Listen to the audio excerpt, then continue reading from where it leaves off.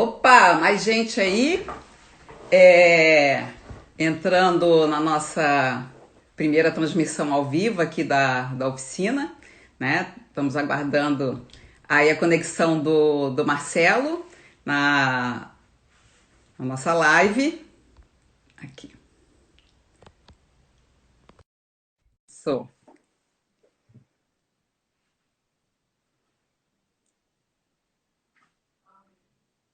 Conectando. Opa! Oi, Marcelo. Olá, estou Opa! ajeitando aqui minha mídia. Ó, Carla, Gilda e Silênio, Pascoal, já temos 24 pessoas aí na sala. Oi, pessoal. Isso, né? Estão todos nos ouvindo bem? Como é que tá o áudio de vocês? Tá bom? Deem um retorno aí pra gente sobre o áudio. Tá ótimo? Ah, bacana, bacana. Então, bem-vindo, Marcelo, né? No outro cômodo da casa, né? E as pessoas Estamos separados. estamos separados da mesma casa, mas muito perto de vocês também, né? Ó, já tem alguém reclamando da sua tosse aí, Morré. Não, Tá? minha tosse não tossi. E o som, estão ouvindo? Dá para ouvir bem? Tá, o pessoal tá dando retorno. Áudio ótimo. Tá. Então, vamos começar aqui a nossa primeira transmissão ao vivo, famosas lives, né? Aqui na Oficina da Palavra. A Caxanga não está ouvindo. Quem? Ah, tá. Então, mas o pessoal tá... Vê se não tem que liberar o microfone. Não, ela tem que ver no áudio dela. O pessoal já dá um retorno aqui que parece que está funcionando. Entrou. Tá, joia. Bacana, a Cláudia está dizendo que está ok. Tá, ó, Kátia Salvaterra, poxa, grande honra. Então, gente, essa nossa primeira transmissão ao vivo, né, veio aí, né, o tema foi escolhido, né, acabou ficando muito em evidência, né, nessa quarentena, mas não é de hoje que esse assunto é importante, né? Vou começar aqui primeiro, antes de passar a palavra ali para o Marcelo completar algumas coisas para a gente.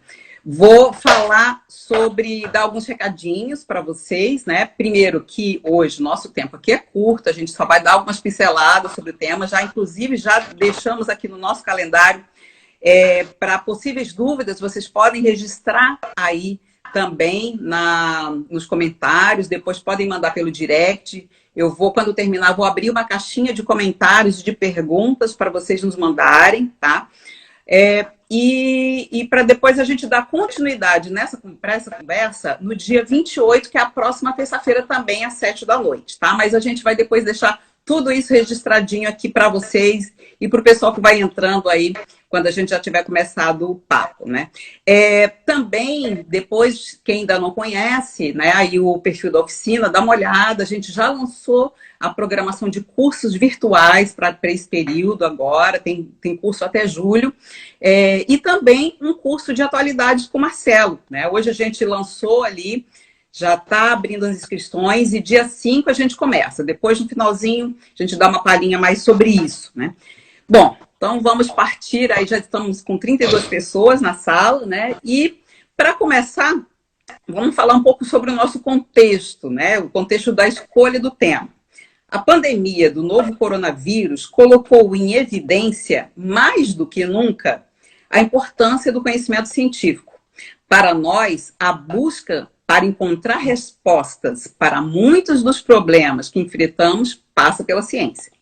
Por mais esdrúxulo que pareça, recentemente a voz de alguns grupos de extrema-direita começaram a questionar evidências científicas já consolidadas. Surgiram movimentos anti-vacina, questionadores da agenda de defesa ambiental e defensores de que a Terra é plana, né? Recentemente, no último vestibular, como nós temos vários participantes aqui que são vestibulandos, o pessoal que está prestando concurso, está desligado nos temas de atualidade, o último tema do vestibular da FUVEST de São Paulo foi exatamente sobre o papel da ciência no mundo contemporâneo, né?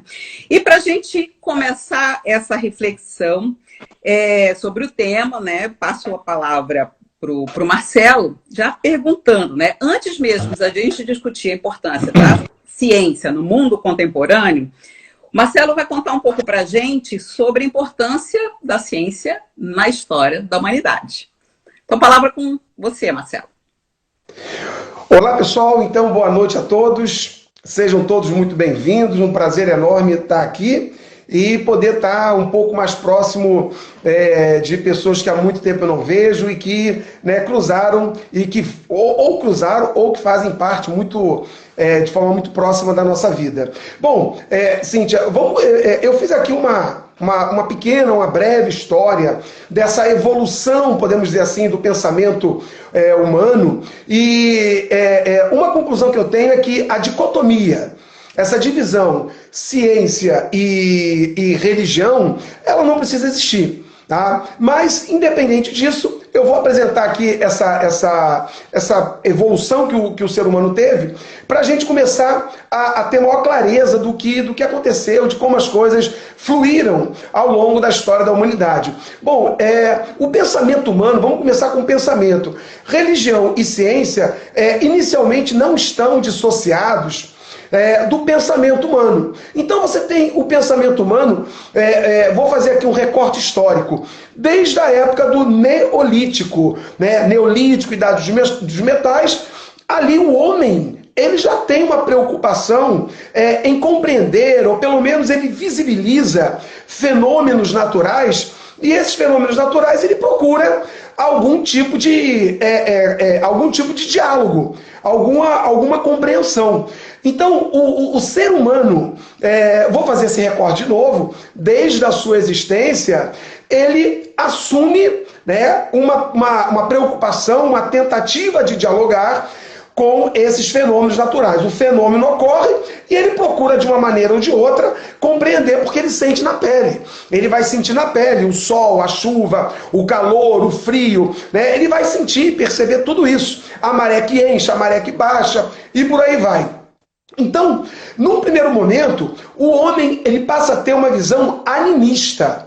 E o que é uma visão animista? Inclusive, muitas sociedades hoje, nações indígenas, nações africanas, nações bosquímanas, elas têm uma visão animista muito forte. O que é essa visão animista? É quando eles entendem que elementos da natureza, elementos da nossa existência, possuem algum tipo de estudo ou força. Então, ter essa clareza de que elementos da natureza possuem espírito ou força, fazem com que o homem procure dialogar com isso. Em que nível se dá esse diálogo do homem com esses fenômenos? Lembrando que a palavra fenômeno significa revelação. Então, a natureza se revela e o homem tenta, então, dialogar. Se ele entende que esses fenômenos da natureza possuem espírito e força, como que se dá, então, esse diálogo do homem com esses fenômenos? O homem, então, tenta influenciar esses fenômenos a partir de rituais. Então você tem danças, sacrifícios, orações, desenhos, que a gente chama as famosas pinturas rupestres, isso é um diálogo que o homem está tentando manter com essas forças da natureza. E por que o homem dialoga com essas forças da natureza? Porque esse diálogo, esses rituais que o homem prepara, que ele executa, ele tem uma intenção, que é trazer a chuva, trazer a paz, trazer a fecundação, né, à terra, a fecundação para o animal, fecundação para as mulheres. Então, os rituais têm a intenção de chamar a atenção desses fenômenos da natureza, porque o homem quer, com esses fenômenos da natureza, alcançar coisas que lhe são necessárias. Então, a primeira parte que a gente pode entender é que esse pensamento humano que surge nesse momento, do Neolítico, Idade dos Metais, que vai até ali, vamos fazer um recorte histórico, mais ou menos 6.000 anos atrás, que vai até, vamos colocar ali, século VI anticristo, com os gregos, ele tem um elemento mágico voltado para essa relação que a gente chama de animista. Então é uma relação animista. Então o que a gente pode tirar disso que vai depois convergir com o pensamento científico? Esse ser humano que tem esse tipo de pensamento, que tem essa relação com a natureza, ele tenta entender a sua realidade. Por isso, moçada, que eu sempre digo, é uma falsa dicotomia você pensar em religião e ciência. Por quê? Aonde que religião e ciência convergem? Religião e ciência procuram dar conta da sua realidade. Por que eu digo que esse elemento é um elemento proto-religioso, que assume uma condição de pré-religião? Porque você entende que rituais podem promover alterações nessa natureza. Então, esse homem, ele procura o quê? Entender e dialogar com a natureza na qual ele vive. O grego, não é diferente disso. Os gregos antigos, vamos pegar, eu vou também fazer um recorte aqui no ano de 560, mais ou menos, 560, 550 a.C., com o filósofo Tales de Mileto, que é considerado o primeiro filósofo. O Tales de Mileto e os gregos como um todo, eles também vão dialogar com os fenômenos da natureza. Isso que é legal entender. Tanto o homem do Neolítico quanto o grego, que promove uma mudança, uma ruptura, eles estão dialogando com fenômenos da natureza. Então o homem do Neolítico está tentando entender a sua realidade e intervir nela. O grego também está tentando entender a sua realidade e está tentando intervir nela. Os dois estão promovendo um discurso sobre a realidade natural que eles têm. Inclusive o grego, não vamos esquecer disso, o grego tem a mitologia grega.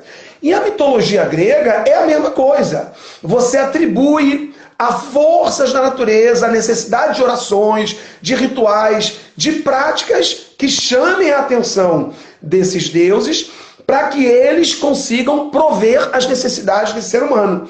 E aí nasce a partir dessa ruptura a filosofia. Mas vale a pena destacar uma coisa muito importante. Os primeiros filósofos, eles eram chamados de físicos. E físico, a palavra físico, física, vem de physis. E physis significa literalmente natureza. Agora, qual é a diferença desse pensamento novo grego diante dos fenômenos naturais? É que o grego procura entender fenômenos, principalmente astronômicos, a partir de uma observação fundamentada em estudos sistematizados. O grego lança uma ação metodológica. O grego cria rigores conceituais e uma ação racional e empírica. Então aí você tem um momento de ruptura. Então, se no primeiro momento você explica os fenômenos naturais a partir de um diálogo onde você tenta produzir rituais que chamem a atenção dessas forças naturais, agora o grego, ele estuda esses fenômenos, ele vai estudar, sistematizando, conceituando, analisando, e através da empiria, através do experimentalismo, esse homem vai tentar agora sistematizar aquilo que ele está observando, principalmente aquilo que ele está estudando. Nesse momento em que o grego faz isso, com esses elementos, a sistematização, a conceituação, elementos metodológicos, a razão e a experimentação, o grego dá um passo para uma coisa que eu chamo de aspiração científica. O grego, então, vai ter uma aspiração científica. Então, ele aspira, ele deseja alcançar de forma mais consistente, a partir de elementos da própria natureza, e aí, como Nietzsche dizia, sem uma mágica, não existe uma intervenção, não é um ritual que vai fazer chover. Existem condições climáticas que vão permitir, vão promover as mudanças de temperatura e justamente as precipitações que a gente tem. Então você tem uma aspiração científica a partir desse momento. Agora, uma coisa muito importante para a gente, tanto o homem do Neolítico, dados metais, quanto o grego, né? Eu estou de novo dizendo grego porque a gente tem no Ocidente a tradição de entender a filosofia começando ali. Ambos possuem, ambos produzem especulações sobre a natureza. Ambos produzem saberes, especulações e o mais legal, ambos constroem representações mentais. Então a gente passa a ter, seja o homem do Neolítico, seja o grego, representações mentais daquilo que eles veem, dos fenômenos que eles então estão vivenciando. Então, se o homem do Neolítico não se ocupa de conhecimentos racionais ainda, o homem do Neolítico não tem, olha só pessoal, explicitamente, o homem do Neolítico explicitamente, ele não tem ainda um conhecimento claramente racional, do ponto de vista formal, racional como a gente entende hoje, tá? A gente nunca pode esquecer que o homem do Neolítico, o ser humano do Neolítico, nos deixou vestígios que são testemunhas das suas realizações técnicas. Então, uma simples cumbuca de cerâmica para mim, uma das inovações mais fantásticas do homem do Neolítico, o arco e a flecha, tá? Ou do Paleolítico com fogo, isso aí representa vestígio de um conhecimento que o homem tem, de uma técnica que o homem tem, sem ainda sistematizar ou sem teorizar. Mas o arco e flecha é um fantástico conhecimento de física. Né? Física que a gente conhece hoje, que os alunos aprendem em sala de aula, isso é um baita conhecimento de física, mas está no campo técnico. Então o ser humano do Neolítico, ele possui uma percepção empírica de propriedade, ele tem percepção empírica de propriedades que só serão conceituadas e que serão conceitualizadas bem mais adiante. Então você tem a técnica do homem do Neolítico, a observação metodológica, conceitual, racional, mais racional, formal do grego, e posteriormente esse conhecimento, essa técnica vai ser conceitualizada. Então a gente não pode dissociar. E por que eu estou fazendo esse comentário?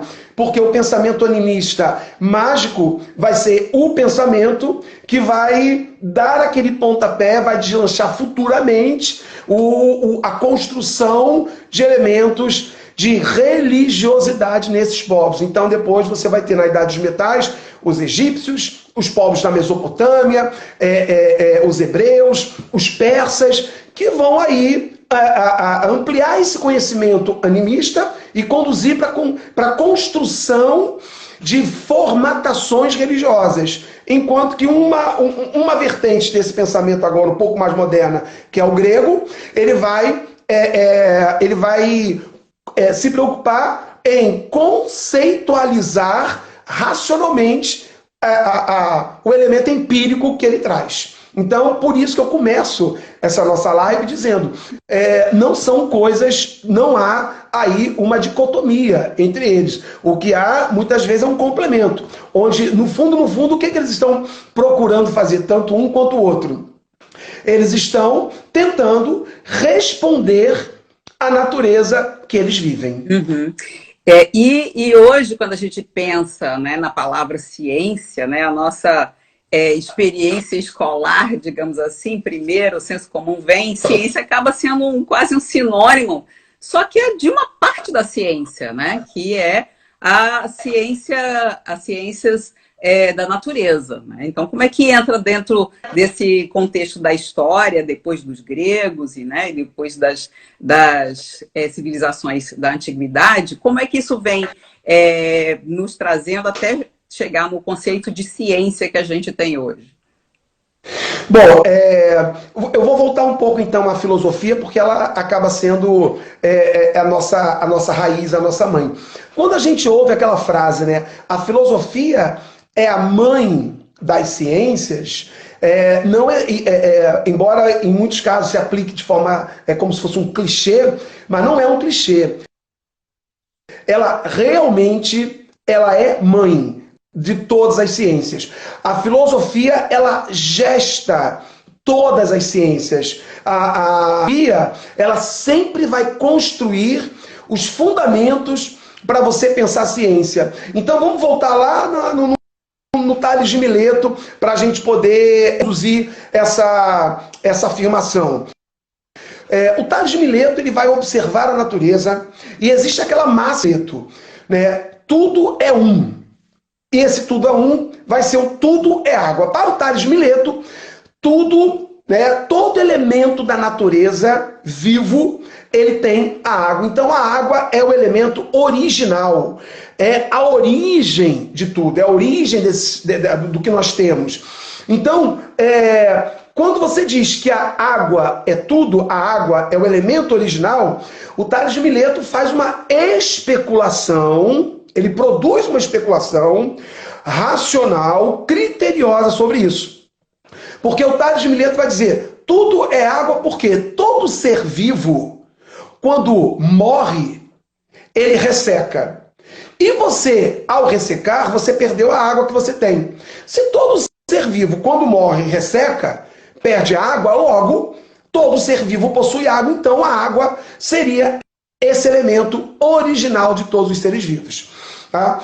Há aí uma explicação racional que não envolve nenhum elemento animista mágico. Daí a ruptura. Daí a mudança de paradigma. Então você muda totalmente aí o paradigma do pensamento. Então a filosofia, e lembrando, Tales de Mileto era um físico, porque estuda a natureza, físico estuda a natureza. E aí do físico você cai mais tarde na filosofia. Então a filosofia é o quê? A filosofia, ela lança as primeiras reflexões sobre qualquer coisa que exista na natureza. Então a filosofia é o elemento teórico que vai garantir uma base de pensamento para tudo que a gente tem na natureza. Então, quando Aristóteles começou filosoficamente a estudar seres vivos, a refletir sobre os seres vivos, o que ele está fazendo é filosofia. Por quê? Porque ele cria um pensamento racional, especulativo, metodológico, tá? Há um método, tá? Mas esse pensamento dele não tem a intenção imediata de provar por A mais B como as coisas são. A partir do momento que você deixa de especular sobre um elemento e decide estudar a fundo aquele elemento, quando você deixa de especular, quando você sai de uma racionalização menos física, tá? E vai para uma racionalização mais física, é nesse momento que você tem aí o nascimento de ramificações da ciência. Então, para muitos, né, claro que isso aí muitas vezes aparece em tom jocoso, mas não deixe de ser respeitoso. Mas num tom jocoso, o Aristóteles ele é para muitos visto como o pai da biologia. Né? Muitas vezes aparece em tom de brincadeira isso. Mas é porque o Aristóteles ele vai construir uma forma de racionalizar a natureza que ele vai se depreender com necessidades para compreender melhor seres vivos. Só que a filosofia não está preocupada em estudar a fundo, por exemplo, o nosso coração.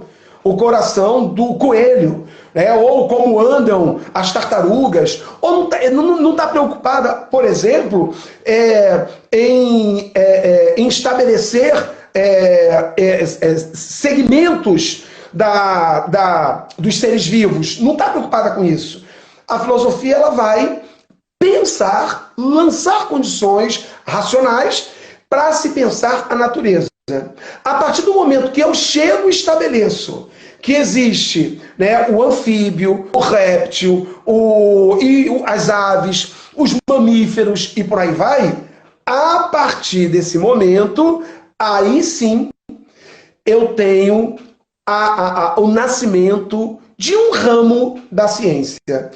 E assim ocorreu com a biologia, com a história, com a geografia, com a física. E a física, então, ela vai se preocupar concretamente com os fenômenos da natureza e vai usar muito a matemática para isso como linguagem. Então, a filosofia, ela é realmente a mãe da ciência. Por quê? Porque a ciência nasce a partir delas. Vamos pegar, por exemplo, a sociologia. Quando Comte pensa na sociologia, é física social. Física social. O que é a física social? Ele percebeu a necessidade de você criar padrões, métodos, conceitos que seriam aplicáveis àquela nova ciência. Mas tudo isso vem de uma reflexão filosófica. Então a ciência, ela vem sendo, eu não vou usar muito a palavra evoluir, a ciência ela vem sendo construída a partir desse suporte teórico que a filosofia dá. Então, moçada, vejo que tem muitos alunos entrando, amigos, meus familiares, coisa linda. Vamos entender que a filosofia é a mãe das ciências. Essa afirmação está absolutamente correta, corretíssima, é isso mesmo. Ela é a mãe das ciências. E Marcelo, só para contextualizar o pessoal que está entrando, aí o que eu estou vendo, primeiro que podem lançar perguntas, nem sempre a gente vai conseguir responder todas aqui, mas a gente está registrando aqui. E tem, inclusive, quero registrar duas perguntas da Marta e da Manu Freitas, que foram mais ou menos no mesmo sentido, que elas estão preocupadas aqui, entraram com essa a onda do negacionismo científico. Então, só para dizer para elas que esse foi o nosso ponto de partida, por isso a gente escolheu o tema, É um tema importante justamente por isso. E aí o Marcelo está trazendo lá de trás da história da humanidade, da história do pensamento humano, como é que se constrói, até para a gente ter elementos para a gente conversar, para a gente esclarecer, para a gente, inclusive, debater. Então, fiz questão de deixar esse registro aí para o Marcelo continuar nos contando, já que é professor de História, Filosofia e Sociologia, para a gente entender um pouco disso, até para a gente depois chegar, e até cientificamente, a gente vai ter como coletivo humano estudar o que está acontecendo hoje, Então, volto para a palavra para você, Marcelo.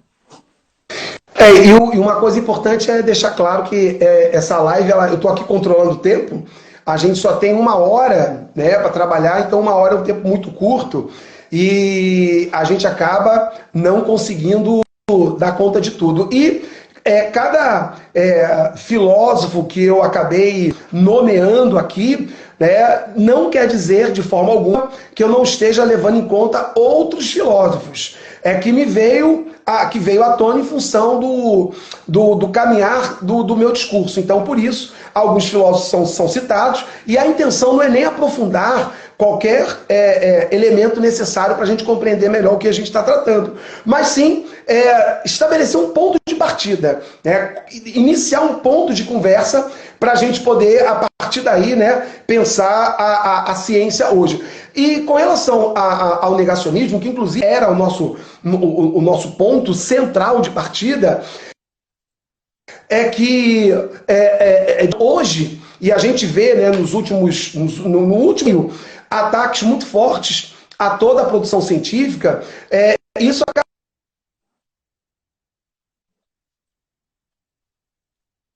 lamentável, e é por isso que eu disse, não existe essa negação, ou eu atendo a ciência, não posso aceitar a religião. O que a gente precisa ele é principalmente fórum íntimo. E você não pode estabelecer que todas as pessoas tenham que ter o seu viés religioso. muito menos no meu entendimento, o Estado. O Estado tem que ser laico. E por o discurso científico, ele vai ter um peso maior que o discurso religioso. Porque o discurso científico, ele comprova o que está aí. O discurso científico, mesmo que você perceba que aquilo que a ciência defendeu há 200 anos atrás, hoje já se pensa de outra forma. Exatamente. Por quê? O que eu coloquei no início da nossa live, né? Até procurei evitar a palavra evolução, mas eventualmente acabo usando. A ciência, ela está o tempo todo se construindo e se reconstruindo. Mas isso sempre em bases de observação, de método, de conceito, que são fundamentais. Então, o negacionismo hoje da ciência assim como a condenação da esfericidade da Terra, uma mentira produzida. Tá? Muitos falam assim, mas é muito polêmico. Não, não é polêmico. A esfericidade da Terra não é polêmico. É falso dizer que a Terra é plana. E há pessoas que insistem nessa teoria para criar um fato, para desprestigiar a produção científica, para condenar aquilo que a humanidade vem a duras penas construindo e tentando melhorar a vida das pessoas e que em nada contribui para se pensar uma sociedade mais harmoniosa, inclusiva, igualitária. Então o negacionismo ganha muita força e não é no Brasil apenas, é um movimento mundial, tá? Porque se abriu espaço para isso. Mas a ciência, o discurso científico, curso que pauta hoje a vida de muita gente, dos 7 bilhões de habitantes da Terra, pelo menos eu diria aí que 90% é pautada nisso, a partir do momento que você tem um tablet, um smartphone, a partir do momento que você usa qualquer tipo de medicamento produzido pela indústria farmacêutica, você está levando em conta a ciência. Então, é uma forma de, muitas vezes, muitas pessoas se projetarem popularmente, politicamente, com a intenção de desmerecer o outro. Então, desmerece, nesse caso, a ciência que a gente sabe muito bem. As pessoas fazem com muita responsabilidade. Mas existe um marketing, existe a ciência para um viés negativo, ruim, destruidor? Claro.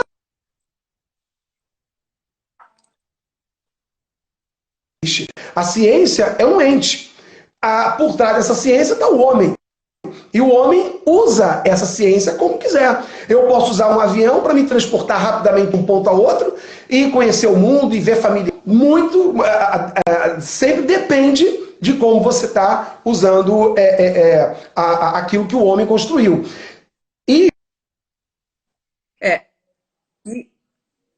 Da mesma forma, né, a Cíntia perguntou sobre ciência, né? A gente, então, eu gosto muito de deixar filosofia como a mãe de todas as ciências, todas, rigorosamente todas, porque o pensamento racional, ele nasce, abre mão de filosofia nunca na vida. Embora a filosofia caia no coloquialismo, né? Vida da vovó. Isso é uma frase muito comum, a filosofia do técnico. Porque a filosofia cai no coloquialismo. Mas repare que essa palavra filosofia está sendo usada também no sentido de pensamento.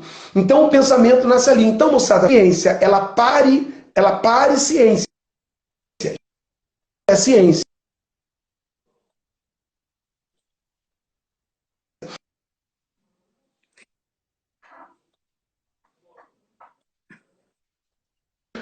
Como a ciência da natureza, as ciências humanas e a matemática, lembrando, também não é ciência. O Galilei, ele dizia, né?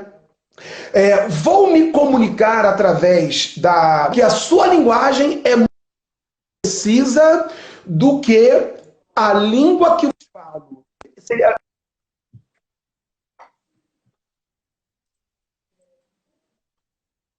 comprovar suas teorias, muito mais significativo consolidativo usar a matemática do que ficar verbalizando em cima o italiano.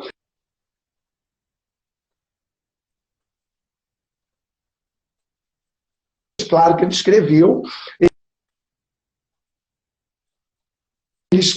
redigiu na língua compreensível, mas a argumentação dele é a matemática. Então, linguagem é matemática, filosofia ela vai gestar as ciências e temos existem ciências da natureza, ciências humanas, a linguagem matemática e a filosofia. E dentro desse quadro, Cíntia, só para a gente complementar, quando a gente viu o homem do Neolítico produzindo dadas nos seus vestígios, tá? Hoje a gente tem, por exemplo, as engenharias, que com todo respeito, evidentemente, a essa linha de conhecimento, a engenharia por si só, ela não é produtora de ciência, ela é produtora de aplicações técnicas, além de várias ciências, entre elas a ciência física, a ciência biológica e a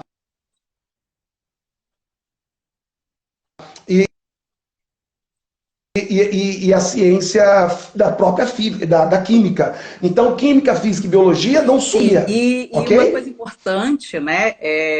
Tem uma pessoa que perguntou, acho que foi até a Kátia que perguntou, né, sobre por que hoje se coloca a ciência como uma resposta absoluta a tudo, né?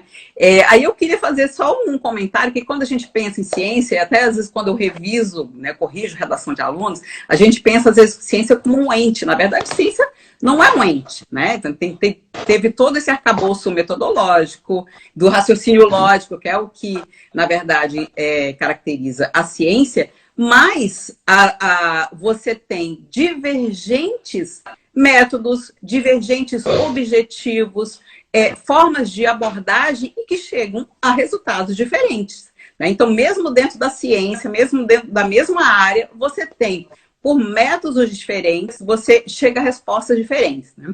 E quando a gente pensa no fato, na evidência, né, dá um exemplo aqui, quando você falou do negacionismo, negar que a Terra é redonda, depois de o homem ter ido à Lua, no espaço, e você poder ver, né, comprovar, fica mais difícil. Agora, tem outros elementos que são subjetivos e que outras áreas do conhecimento que vão estudar, né? A gente não tem como perceber. Então, tem as ciências sociais, tem a própria psicologia, tem outros elementos que eles não são tão visíveis e palpáveis e são subjetivos, né? E como o Marcelo falou, dependendo a ciência, não necessariamente pode ter, alguém que se utiliza da ciência não necessariamente pode ter um objetivo, digamos, comum. Você pode ter para construir uma bomba, fazer uma arma biológica, né? Então, sempre há pessoas por trás disso e há escolhas e há objetivos, né? Então, acho que isso é importante a gente destacar, sobretudo a questão da subjetividade em alguns aspectos, né? O que você acha, Marcelo? E eu vou aproveitar e pegar o início da sua fala, assim, que foi a pergunta da Kátia, né? A gente começou essa live falando sobre o pensamento humano. E eu vou voltar, a partir dessa pergunta, a esse pensamento humano. O que é o pensamento humano? O homem, pelo menos na sua origem, a sua intenção ao racionalizar, ao pensar, eu não vou usar o termo racional por causa do neolítico, embora fosse um tipo de racionalização, o homem sempre se preocupou em viver melhor. E eu vou voltar, a partir dessa pergunta, a esse pensamento humano. O que é o pensamento humano? O homem, pelo menos na sua origem, a sua intenção ao racionalizar, ao pensar, eu não vou usar o termo racional por causa do neolítico, embora fosse um tipo de racionalização, o homem sempre se preocupou em viver melhor. Ele sempre se preocupou em buscar compreender as coisas para viver melhor. E esse viver melhor pode ter esse viés animista, pode ter esse viés científico, pode ter um viés religioso. O que eu acho muito ruim é quando você se utiliza de um pensamento ou de falso pensamento para você produzir o preconceito, a discriminação, o ódio, a intolerância. Aí é muito ruim. Mas eu quero voltar, e fiz questão de trazer a pergunta da Kátia, pelo seguinte: a gente tem hoje na humanidade, por conta de termos na Terra mais de 7 bilhões de pessoas, nós temos aí inúmeras culturas, inúmeras formas de pensar e, o mais importante, inúmeros saberes. A nossa sociedade, ela vai referenciar hoje a ciência como produtora de um discurso aceitável para um coletivo. Ela vai aceitar isso. Ela vai entender dessa forma. Tá? E isso até aparece nas constituições de países democráticos. Então você tem saberes no mundo inteiro. O mundo inteiro tem saberes. Só que o mundo ocidental, o mundo que nós vivemos, eu falo do ocidental porque eu moro no ocidental, eu conheço melhor o ocidental. Você tem um discurso científico, que é o discurso que reforça a sua caminhada, que reforça a sua existência. Mas eu vou pegar uma situação aqui que eu gosto muito, que eu estudo e acho muito bacana, que é, por exemplo, a psicanálise. Psicanálise não é ciência. O Freud dizia, nós não estamos fazendo ciência no sentido estrito da palavra.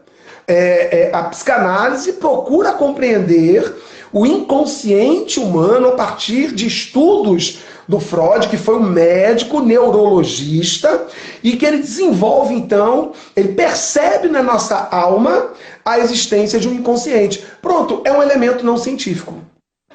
E aí você tem saberes que são saberes empíricos de várias comunidades existentes, e esses saberes empíricos a gente usa e acaba muitas vezes a gente compreende como algo que resolve um problema. Tá? Por exemplo, quando o português chegou à América, uma das coisas que o português mais desejou conhecer foi a chamada medicina, claro, saberes indígenas. Porque os indígenas conheciam os saberes de certas plantas e conheciam o princípio ativo dessas plantas, e esse princípio ativo, muitas vezes, tinha um forte poder cicatrizante. Tinha um poder de resolver uma dor estomacal, uma dor de cabeça, e fora os alucinógenos que se usavam para ir para a guerra. E não vamos esquecer que o alucinógeno que foi usado para ir para a guerra, numa escala do seu princípio ativo muito reduzida, ele acaba virando um medicamento, muitas vezes usado na psiquiatria. Então, as sociedades produzem saberes. O saber não precisa estar referendado apenas por um discurso científico. Normalmente mas não é só um estudo científico. Por isso que o nosso início do trabalho de hoje se deu em função da ideia de pensamento. E um tema, né, Cíntia, que a gente trabalha muito, que é o combate ao epistemicídio.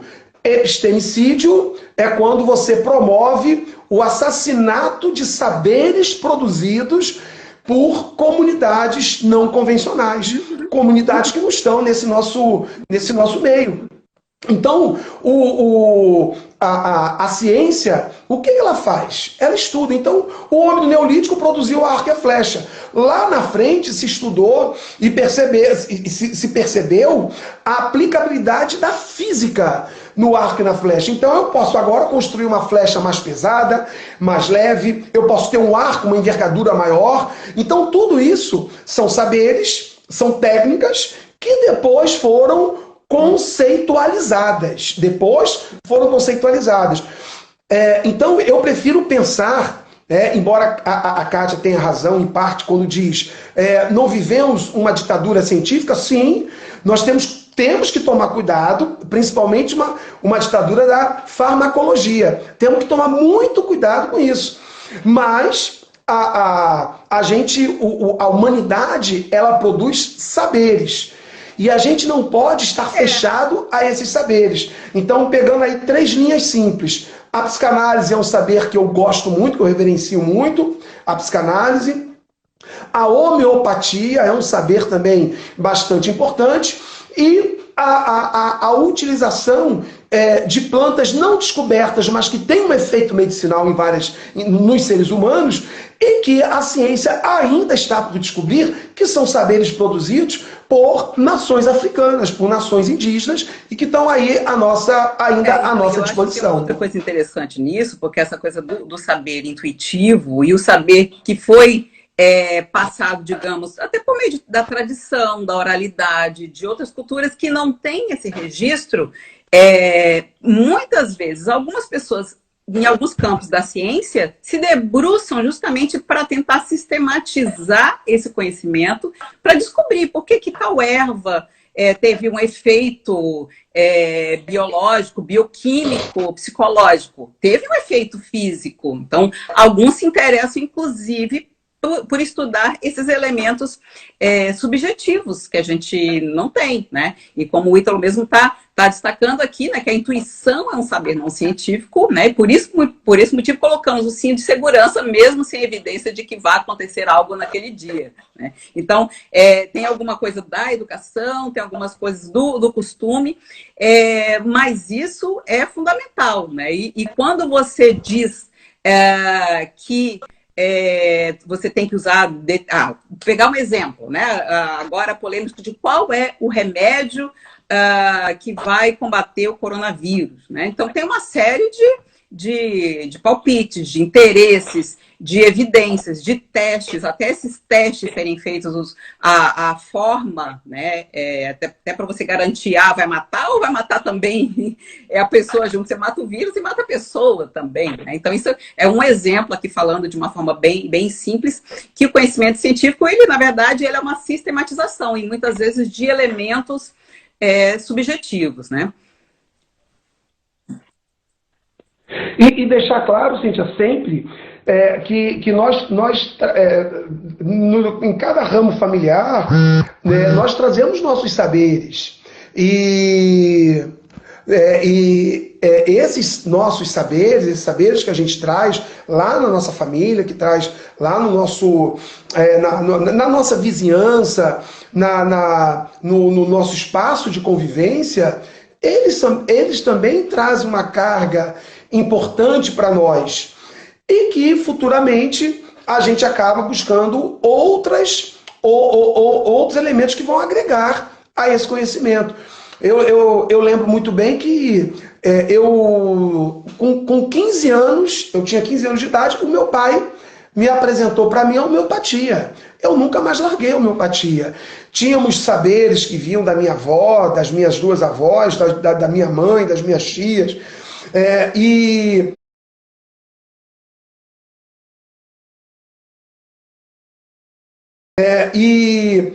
depois, numa determinada necessidade, veio uma intervenção científica mais sistematizada, depois veio uma intervenção homeopática, e você vai lidando com aquilo que lhe traz mais conforto existencial. Mas o mais importante é sempre entender que a gente não pode nunca desprezar os saberes construídos pela humanidade.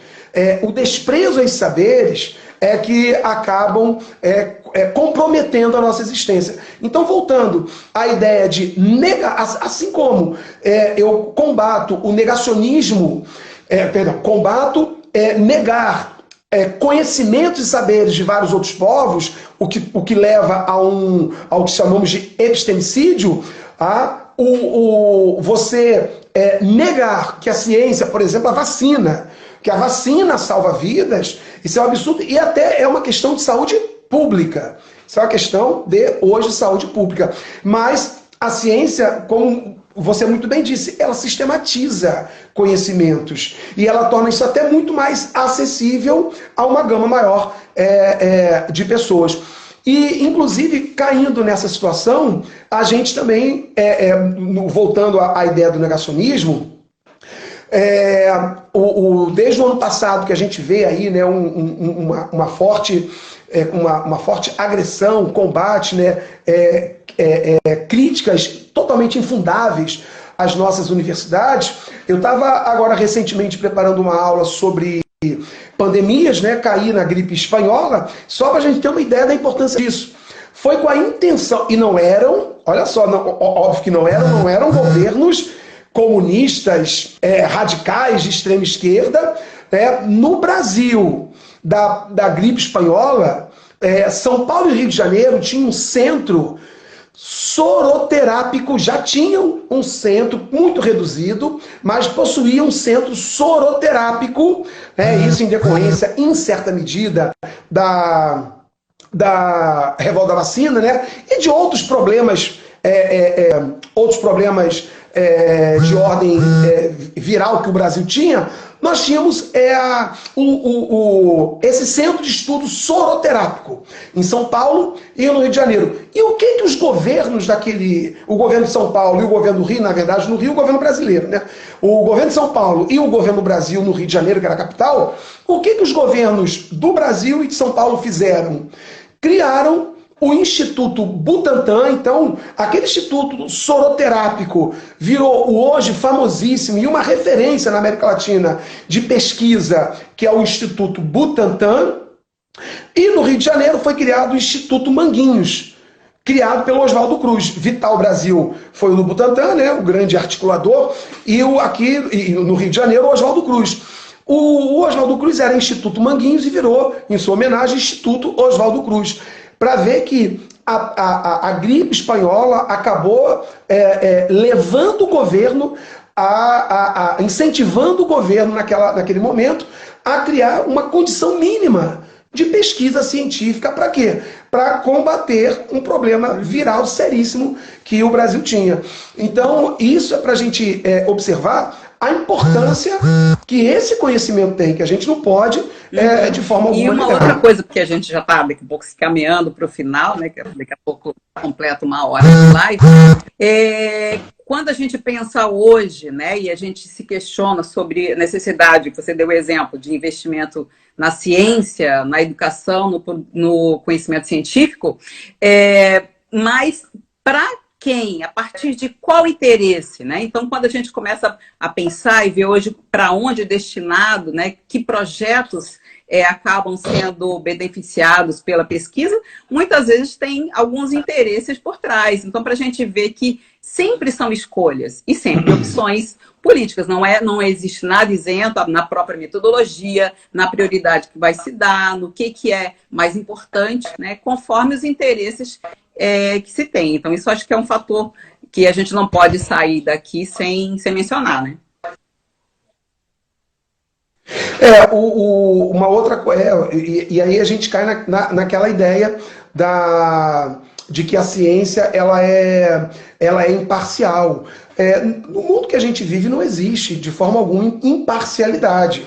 Tá? Imparcialidade não existe. Uma coisa é você fazer proselitismo partidário, tá? Outra coisa é você... Não, eu estou estudando isso aqui porque eu gosto disso aqui, eu tenho uma intenção com isso aqui, eu acho que eu vou me encaixar melhor no mercado de trabalho, mas imparcialidade, ela não existe. O que você estiver estudando...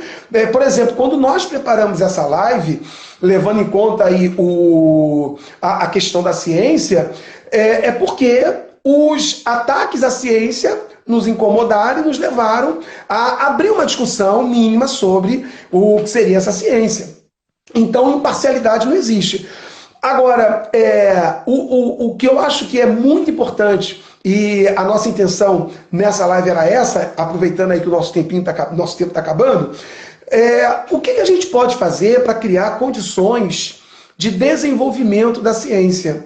Então, eu elenquei aqui algumas coisas importantes, e isso são elementos que potencializam nossos filhos, nossos netos, nossos amigos, sobrinhos, enfim, principalmente as gerações mais jovens, a produzir ciência, que é você ser criado, primeiramente, num ambiente de liberdade.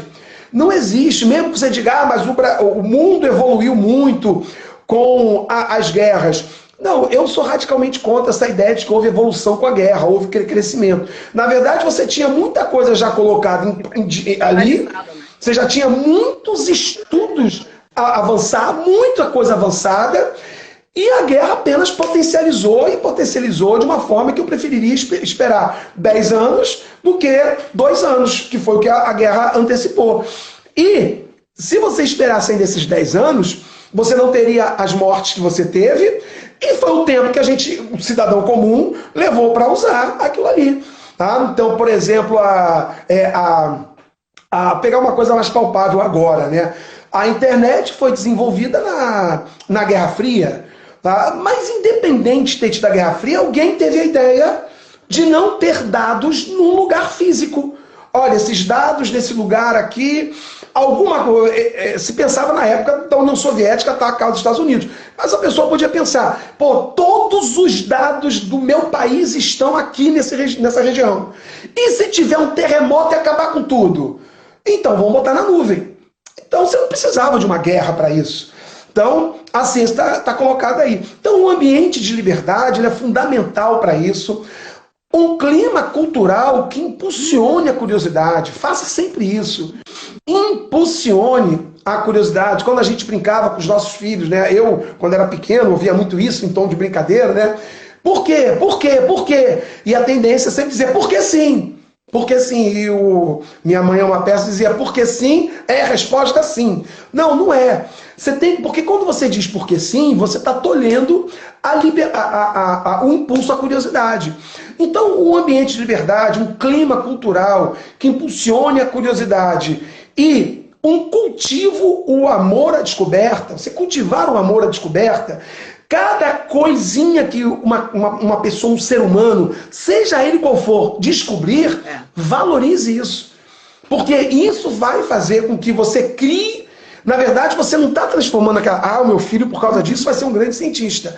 Não, não é isso. Você vai estar impulsionando, você vai estar anabolizando uma cultura do saber, uma cultura da busca pelo conhecimento, que pode cair na ciência, sim, mas pode cair em outros saberes. Mas a busca do conhecimento, Marcelo, isso que é fundamental. Começou a nossa contagem regressiva que apareceu para mim aqui, eu não queria deixar de falar, até pegando ali uma frase que o Ítalo, né, colocou ali, experimentos requerem um novo olhar sobre os nossos erros. Erros são pistas para acertos. Primeiro, para mim, que é uma convicção, que a ciência, ela é coletiva, socialmente construída através da história, por meio da história, né? Ao longo de todos os anos. Então, onde alguém parou, alguém continua, por isso a importância dos registros escritos, para que daqui para frente, quem continua aquela pesquisa, vai pegar a partir de onde alguém errou. Então, não tem descoberta de uma pessoa, não existe isso, ela sempre é um ponto de partida de algo que foi construído coletivamente e socialmente. Não existe. Coletivamente. Né? E cada questão tem de acordo com o seu tempo. O nosso tempo tá acabando, faltam 54 segundos, né? Depois dei uma conferida aí no nosso site, nós temos podcasts onde a gente tem conversas desse tipo, temos o nosso canal do YouTube, lançamos aí o curso, né, com o Marcelo, pensando nesses temas, elencamos outros temas aí para aprofundar. E na próxima terça-feira a gente vai continuar a live desse tema e vou colocar para vocês aí uma caixinha de perguntas. Vou registrar as perguntas aqui, vou tentar salvar, diz que dá para compartilhar essa live por 24 horas, tá, gente? Foi só para dar assim água na boca, porque o tema é importante. A gente agradece muito aí a presença e a participação de vocês. Teve um determinado momento que chegou a ter 50 pessoas.